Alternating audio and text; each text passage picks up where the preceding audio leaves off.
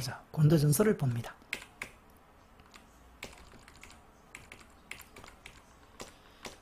교회 내 문제 지적합니다. 쭉 이런 것들이 있어요. 분파, 근친상간, 형제끼리 소송하는 거, 결혼이나 독신이나 이혼 문제, 우상에 바쳐진 재물, 먹어야 되냐 먹는 문제, 먹어야 되냐 말아야 되냐, 수건 쓰는 문제, 성만찬 문제, 이런 어떤 내용들에 대해서 바울이 얘기를 해주고 있죠.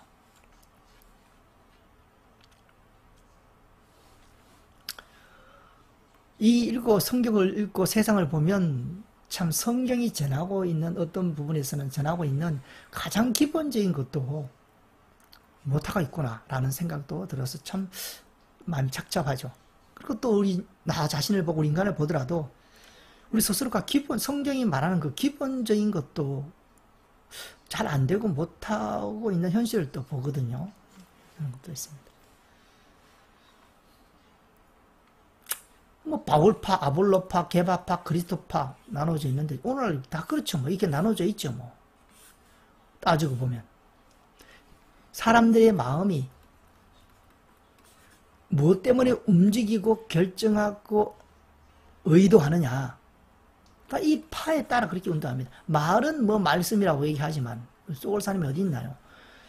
그 사람 가만히 거 보면 무엇에 근거해서 하느냐, 자기 게바파, 아볼로파, 그리스도파, 바울파에 따라 그 유익에 따라 마음이 결정하는 게 대부분이라는 거죠. 그게 고린도 교인들도 있었고 오늘날에도 똑같이 있다는 겁니다.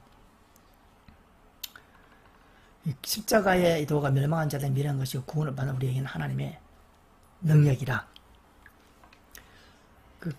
하나가 돼야죠.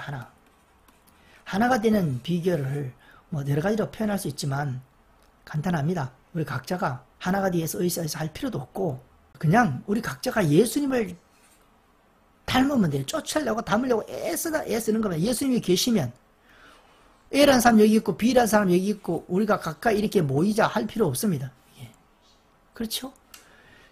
예수님을 닮다 보면 가까워지는 거예요. 서로가. 완전히 닮으면 하나가 되는 겁니다. 둘이 말 안 맞춰도 돼요.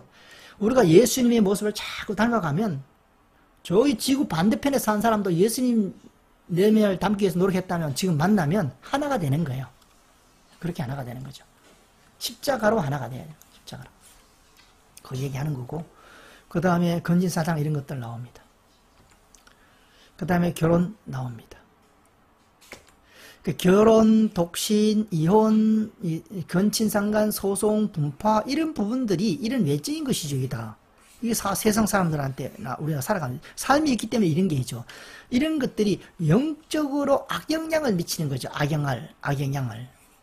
그래서 이런 삶을 잘 살아내야 영적으로 선한 영향을 끼칠 수가 있죠. 그래서 메시지를 전하는 거죠. 결혼 때는 이런 목적으로 이런 의도를 갖고 이렇게 해야 된다라고 왜 그렇게 해야 되냐 물으면 그래야 영적으로 선한 영향을 끼칠 수가 있고 우리가 받은 구원을 유지할 수 있기 때문이죠. 믿음으로 얻는 그 구원의 생명을 따라 살아가는 그 삶의 방식에 대해서 얘기하는 거죠.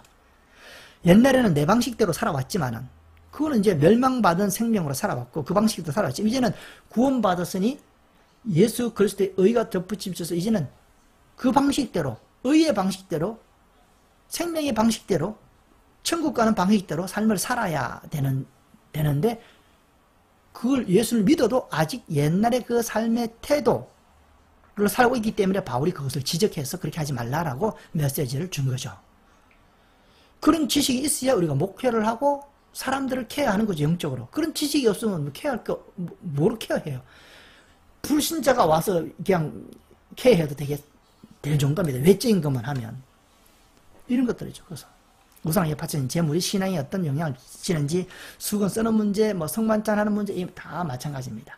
그런 문제에 대해서 문제점에 대해서 바울은 지적하고 있고 은사에 대해서도 말합니다. 잘 사용하라 얘기하는 거죠. 은사는 이런 거다.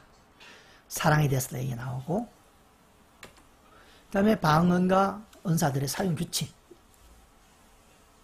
은사 사용규칙 잘못 사용하는 부분에 대해서도 얘기 나오죠. 그 다음에 부활에 대해서 전하고 있죠. 이 개념을 정확하게 전하는 겁니다. 이 문제 여러 가지가 있겠죠.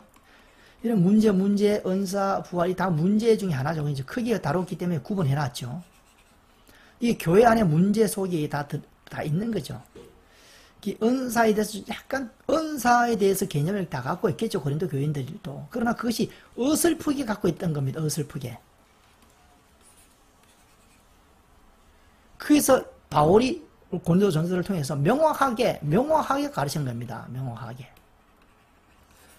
이 고린도 교인들이 예수 믿는 자죠. 믿는 자. 믿는 자 아닙니까? 믿는 자의 문제는 뭐냐 하면 어설프게 진리를 알기 때문에 그것을 어설프게 알고 이것을 확신해요. 이러니까 문제예요. 확신. 그리고 이것을 성경을 안다고 생각하니까 삶 속에 이 확신 가지고 삶을 살아가는 겁니다. 그 삶이 고집스럽게. 이 삶을 보고 바울이 그게 아니야 라고 얘기하고 이런 은사나 부활이나 교인의 문제에 대해서 명확하게 지침을 내린 것이 서신서들이라는 거죠. 교정해야 됩니다. 수정해야 됩니다. 100% 틀린 건 아니에요. 우리가 수학 문제 틀렸을 때 그게 100% 틀리나요? 풀다가 어떤 부분에서 잘못 풀니까 그 부분을 딱 고쳐주는 거잖아요. 근데 그 부분 하나가 틀리면 그 문제 전체가 틀리게 되는 거죠.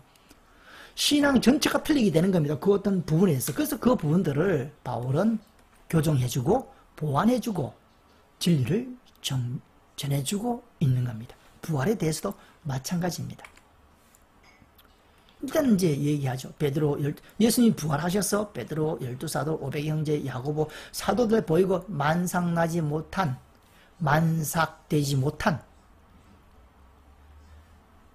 그 미숙아인 나 그렇게 표현했죠. 자기를 내게도 보였다라고 부활을 주장하고 그 부활에 대해 개념을 또 설명하고 있죠.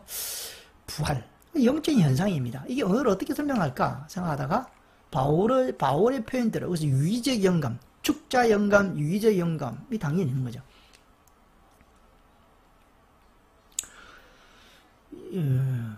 또 부활이 없으면 우리가 가장 불쌍한 자라 했습니다. 우리는 부활을 기준으로 목표로 살아가는 사람이죠. 이건 뭐 설명할 필요도 없죠. 우리가 만약에 어떤 것을 추구했다. 학생이 무슨 어떤 대학교를 목표로 열심히 공부했다. 근데 대학교가 없는 대학교예요. 그러면 그 사람은 헌혈한 거죠. 헌혈한 거죠. 그것처럼 부활이 없다면 우리가 가장 불쌍한 헌혈한 겁니다. 부활이 있다는 것을 반증하고 있고 너희도 헛되이 제가 돼서 부활이 없으면 그렇다는 거죠. 그리고 이제 C를 통해서 얘기하죠. C. 부활을 우리도 설명을 해야겠죠. 고린도 전서에서 바울은 고린도 전서에서 부활을 어떤 식으로 전하고 있는가라는 겁니다. 또 다른 책에서는 부활을 어떤 식으로 전하고 있는가 이 설명을 봐야 돼요. 이것도 어떤 식으로 전하고 있는가 이렇게 봐야 됩니다. 그래서 성경 전체를 공부하라는 건 전체를 읽을 때 여기서 부활의 내용 죄에서 부활의 내용 자꾸 듣다 보면 부활의 개념이 잡히는 거죠. 메타버스에서 아까 얘기했죠. 한 줄로 딱 설명해가지고 개념이 들어가나요? 안 들어갑니다. 알긴 아는데 외웠어요. 한 줄은 외웠어요. 그러나 그게 뭔 개념인지 몰라요. 그래서 성경을 그런 식으로 알아놓고 그 안다고 하는 겁니다. 그냥 단어만 외워놓고 단어만. 믿음은 구원받는다. 믿음이 뭔가를 모르고 왜 믿는지도 모르고 주제는 모토는 맞죠. 믿음은 구원받는다. 그걸 내용을 모르는 겁니다. 그러니까 모르니까 신앙생활 안 되니까 행위해야 된다 이렇게 나가는 거죠. 자꾸 또. 그거는 인간적인 추리법입니다. 인간적인 사고 추리하니까 그렇게 흘러가는 거죠. 잘못 흘러가는 거죠. 성경이 논리를 펴는 그 논리를 따라가다 보면 답이 나오는데 거기서부터 벌써 삐그덕한 거죠. 우리가 얼마나 많이 잘못된 성경을 공부하는데 잘못된 게 한두 가지가 아니고 수백 가지입니다. 수백 가지. 근데 그 수백 가지를 틀리는 가운데 틀려놓고도 틀린 줄 모르고 그냥 성경을 공부하는 겁니다. 여러분 성경을 공부할 때 사람이 어떻게 공부하나요? 40살 먹은 사람이 예수 믿었다. 성경을 봤다. 공부했다. 어떻게 공부하냐? 40년 동안 굳어온 그 책 읽는 방법으로 공부하는 겁니다. 좋은 방법으로. 틀린 겁니다. 그렇게 하면 안 됩니다. 그게 틀렸다고 생각은 못해요. 그러니까 이제 성경이 논리를 펴는 대로 따라가고 성경의 방식을 배우고 성경이 주장하는 건 당연히 듣고 그 방식을 따라가면서 주장하는 것을 들어야 되겠죠. 넘어가고 그래서 씨를 통해서 얘기하죠. 씨. 뿌리는 씨가 죽지 않으면 살지 못하고 씨가 땅에 떨어지면 껍데기가 썩어야 살죠. 또 내가 뿌리는 것은 장래의 형체를 뿌리는 것이 아니요. 사과 씨가 있나 씨를 뿌린지 묘목 하나 하여튼 사과 씨를 뿌렸다. 그러면 사과 씨를 뿌렸으면 씨죠, 씨. 여기는 이 사과의 형체가 아닙니다. 사과 형체가 아니죠. 형체를 뿌린 것이 아닙니다. 그냥 씨를 뿌린 거예요. 다만 민이나 이것은 알갱이 뿌립니다. 그러나 나중에 이 씨가 자라서 사과를 맺듯이 부활도 지금은 보이지 않아요. 그러나 나중에는 우리가 부활한다라고 부활에 대해서 바울은 그런 식으로 우리에게 개념을 전하고 있다라는 겁니다. 부활을 전하는 한 방법이죠. 한 방법. 또 다른 서신서나 다른 또 저자를 통해서 성령께서는 부활을 다르게 또 설명할 수도 있습니다. 부활의 특징과 부활의 모습 중에 한 단면을 바울은 이렇게 시를 통해서 표현했다. 좋은 표현인 것 같아요. 여기 유정란, 무정란 있잖아요. 유정란, 무정란. 무정란 계란은 암만 품어도 부화하지 않지만 유정란은 품으면 부화하잖아요. 겉보기는 똑같아요. 그러나 때가 되면 하나는 부활하고 부활이 나요? 하나는 병아리가 되고 하나는 병아리가 못 되지 않습니까? 우리가 예수를 믿으면 지금은 형체가 아니에요. 부활이 아닙니다. 씨가 들어온 거죠. 씨가. 때가 되면 부활하는 겁니다. 그래서 우리가 그걸 믿는 거죠. 정확한 개념을 파악했으면 우리가 믿는 겁니다. 그래서 우리가 부활의 신앙을 갖고 있는 거죠. 이런 개념이 있으니까 아까 그 말할 수 있죠. 너희가 부활이 없으면 가장 불쌍한 자다. 그렇게 말할 수 있는 거죠. 그리고 다양한 말도 할 수가 있는 겁니다. 부활할 때까지 부활은 시간이 필요하다. 이 말도 할 수 있고요. 내 마음을 알기 때문에. 그러니까 부활할 때까지 믿음을 저버리면 안 된다. 중간에 믿음을 저버리면 안 된다. 그렇게 얘기할 수도 있고 그 부활을 기대하고 지금 인내하고 참고 순종하라. 이 말도 할 수 있는 거고 부활하니까 그 내용을 아니까 여러 가지 얘기를 권면을 할 수 있는 겁니다. 신앙의 권면을. 한 가지 정확한 진리를 알면 다양한 얘기를 할 수 있는 거예요. 여러분. 자전거에 대해서 정확한 개념을 우리가 갖고 있다 그러면 다양하게 얘기할 수 있는 겁니다. 차가 없으면 자전거를 타라. 이렇게 얘기할 수 있는 거예요. 자전거 타이에 바람을 넣어라. 이렇게 바람을 가서 넣어라. 이렇게 얘기할 수도 있는 거고 그 자전거를 알면 자전거에 관해서 여러 가지를 우리가 어려운 상황에 부딪혔을 때 여러 가지를 말할 수가 있듯이 성경이 전하고 있는 구원에 대한 예를 들어 한 가지 구원에 대한 개념이 정확하게 들어오면 우리가 수백 가지 수천 가지 구원에 대해서 얘기할 수 있는 겁니다. 자전거에 대해서 우리가 수백 가지 얘기할 수 있잖아요. 바퀴가 2개다. 핸들이 있다. 뭐 따라랑 하는 기능도 있다. 다양하게 얘기할 수 있습니다. 브레이크를 잡는데 브레이크 방식이 이렇다 저렇다. 또 하이브리드도 있다. 전기 자전거도 있다. 뭐 되게 많지 않습니까? 다양하게 해야 그 개념이 얘기할 수 있듯이. 그리고 자전거가 있으면 그 자전거로 심부름도 할 수 있다. 뭐 어디 갔다 올 수 있다. 뭐 다양하게 얘기할 수 있잖아요. 그것처럼 성경이 전하고 있는 굵은지를 하나 우리가 깨달으면 굉장히 자유롭습니다. 그리고 다른 이 성경의 이야기들이 이해가 돼요. 첫째, 제일 좋은 게 다른 성경의 구절의 이해가 그게 당연한 거구나 이렇게 나오는 거죠.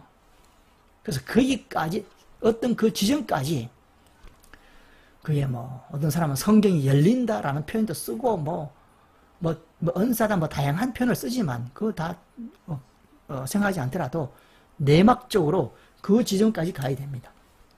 성경이 열린다 해서 열린 거예요. 그 말 열린다고 말한다고 해서 열렸나요? 아니죠. 본질을 보면 압니다. 그 사람 얘기하는 걸 들어보면 안 열렸다 해도 그 사람 열린 거고 깨달음이 없다 하더라도 그 사람 깨달음이 있다는 것을 우리가 알 수도 있는 거죠. 본질을 봐야 된다. 자, 부활 얘기가 끝났고 그 다음에 헌금을 준비하다 얘기도 나옵니다.